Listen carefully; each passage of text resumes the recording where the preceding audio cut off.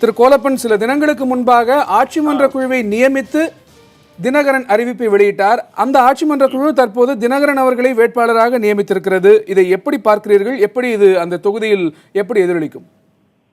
இல்ல, இது ஒரு வகையில ஒரு ரொம்ப ஒரு தைரியமான முடிவு இருக்கு. அது கருத்து வேறுபாடு இருக்கலாம், ஆனா ஒரு தைரியமான முடிவு என்று எதிர்பார்க்கிறேன். ஏனென்றால் மிகவும் ஒரு குழப்பமான சூழ்நிலைகள் இருக்கும் பொழுது ஒரு கட்சியின் தலைமை பதவியில் இருப்பவர்கள் இந்த மாதிரியான ஒரு ரிஸ்க் எடுக்க மாட்டாங்க. தேர்தல்ல நம்மளால உறுதியா ஜெயிக்க முடியுமா எந்த ஒரு சூழல் வரதில்லை, அதுல நிக்கிறதுக்கு தயங்குவாங்க. ஆனா அந்த விஷயத்தை பொறுத்த வரைக்கும் இது தைரியமா ஒரு முடிவு எடுத்து டிடிவி தினகரன் அனௌன்ஸ் பண்ணிருக்கிறாருங்கிறத நினைக்கிறேன். ஏன்னா எலெக்ஷன்ல உள்ள முடிவுகள் எப்படி இருக்குன்னு சொல்ல முடியாது. இன்றைக்கு இருக்கக்கூடிய நிலையில அதிமுக ஒரு 2 அணியா நிக்க போறது, திமுக நிக்க போகுது, பிஜேபி நிக்கலாம், மக்கள் நல கூட்டணி அதை நிக்க போறேன்னு பேசிக்கிட்டு இருக்காங்க. வாக்குகள் பல வகையில சிதறும். இந்த ஒரு கட்டத்துல அதையெல்லாம் எப்படி வேணாலும் இருக்கட்டும்னு ஒரு தலைவர் யூ லீட் ஃப்ரம் த ஃப்ரண்ட்ங்கிற முறையில அவர் முன்னணியில அவர் நின்ன வந்திருக்கிறதே ஒரு நல்ல விஷயம், ஒரு ஊக்கப்படுத்தும் என்று தான் நான் நினைக்கிறேன்.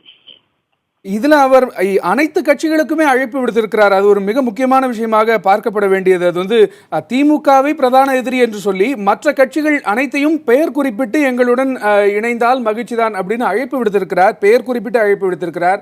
இது அந்த தொகுதியில வேலை பார்க்கின்ற தொண்டர்கள் மத்தியில ஏதாவது மாற்றத்தை அல்லது ஏதாவது தாக்கத்தை ஏற்படுத்துமா? நீங்க அப்படி இல்ல, நீங்க பாத்தீங்கன்னா ஸ்டாலினும் அதே அறிவிப்பு தானே கொடுத்திருக்காரு. இது நாளை வரைக்கும் அவர் அறிவிப்பு தடவை கம்யூனிஸ்டுகளே நேரடியா எனக்கு ஆதரவு தாங்கன்னு தான் கேட்டிருக்கிறாரு. அவரும் ஆல்மோஸ்ட் அதிமுக தவிர மிச்சம் எல்லாரும் எங்களுக்கு ஆதரவு தரணும்னு தான் கேட்கிறாங்க. ஏனென்றால் அவங்களுக்கு தானே ஸ்டேக் இருக்கு. திமுக அதிமுகவுக்கு தான் இன்று வெற்றி அவங்களுக்கு யாருக்கு இவங்க 2 பேர்ல யாராவது ஒருத்தருக்கு போகணும்னு தான் இருக்கு இன்னைக்கு இருக்கிற சூழ்நிலையில. ஏன்னா இது ஒரு இடைத்தேர்தலா இருந்தாலும் இங்கு நிலவக்கூடிய சூழ்நிலைகள் எப்படி இருக்கு பாத்தீங்கன்னா 1989 அண்ணா திராவிட முன்னேற்ற கழகத்தின் நிறுவனர் எம்ஜிஆர் இறந்த போறது அதிமுக 2 அணியா நின்றது. அந்த காங்கிரஸ் தனியா நின்னது, திமுக தனியா நின்னது. ஒரு பலமுனை போட்டிகள் திமுகவுக்கு வாய்ப்பை உருவாக்குச்சு.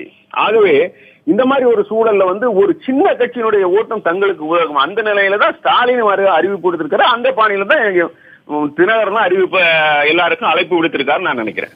இந்த தேர்தலுக்கு பிறகு ஓ பன்னீர்செல்வம் அவர்களும் அவருடைய அணியும் இருக்காது அப்படிங்கிற ஒரு பலமான ஒரு கருத்தை முன்வைத்திருக்கிறார் தினகரன். அதை எப்படி பாக்குறீங்க? அது அவ்வளவு உறுதியா நான் சொல்ல முடியும் நான் நம்பவில்லை. ஏனென்றால் அவர்கள் சசிகலாவுக்கு மேல் இருக்கக்கூடிய குற்றச்சாட்டுகள் இருக்குல்லவா, அது ஒரு அவ்வளவு ஈஸியா நீங்க மறக்க முடியாதுன்னு நினைக்கிறேன். ஏனென்றால் எப்படியானாலும் அவர் ஒரு வழக்கில் குற்றஞ்சாட்டப்பட்டு சிறையில் இருக்கிறார். அவருக்கு அந்த கிரெடிபிலிட்டி எல்லாம் எவ்வளவு தூரம் இருக்குங்கிறது இந்த தேர்தல்ல முடிவு தெரிஞ்சிடும். ஆனா அதற்காக அண்ணா பன்னீர்செல்வத்தினுடைய அணி காணாமல் போய்விடும் என்பதை ஒரு இடைத்தேர்தலை வைத்து நான் முடிவு செய்துவிட முடியும் என்று நான் நம்பவில்லை.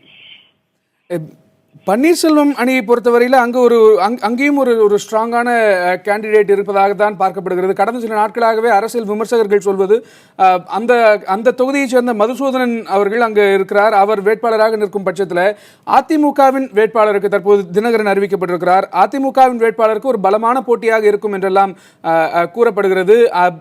அதற்கான சாத்தியக்கூறுகளை நீங்கள் எப்படி பார்க்கிறீர்கள்? இல்ல, அது நிச்சயமா அவங்க அந்த மாதிரி ஒரு பலமான கேண்டிடேட் தான் போடுவோம். நீங்க பன்னீர்செல்வம் அணியை நீங்கள் எப்படி பார்க்க வேண்டும் என்றால் தமிழ்நாட்டில் இன்றும் 4 ஆண்டுகள் தேர்தலுக்கு இருக்கிறது. ஆகவே இந்த மாதிரி ஒரு சூழ்நிலையில் ஆளுங்கட்சியை விட்டு அல்லது அந்த ஆட்சியில் இருக்கும் அணியை விட்டு பன்னீர்செல்வத்துக்கு அணிவிக்கு வருவதற்கு பல எம்எல்ஏக்களுக்கு தயக்கம் இருந்திருக்கலாம்.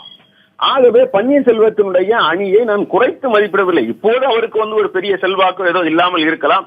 ஆனால் அவர் எழுப்பிய பிரச்சனைகளில் சில நியாயம் இருப்பதை கட்சி அடிமட்ட தொண்டர்கள் எல்லாம் உணர்ந்திருக்கிறார்கள் என்றுதான் நினைக்கிறேன். ஆகவே அவரும் ஒரு நல்ல ஒரு வேட்பாளர்களை நிலைநிறுத்தும் பட்சத்தில் அவருக்கும் ஒரு நல்ல ஒரு கணிசமான வாக்குகள் கிடைக்கிறதற்கான வாய்ப்பு இருக்கு என்றுதான் நான் நம்புகிறேன். இது ஒரு தினகரன் போட்டதுனால அதிமுக அந்த அணி ஒரே அடியாக வெற்றி பெறும் என்றோ பன்னீர்செல்வம் அணி ரொம்ப மோசமாக பெர்ஃபார்ம் பண்ணி என்றோ நான் இப்போதைக்கு நினைக்கவில்லை. எலெக்ஷன் தொடங்கின பிறகுதான் தெரியும்.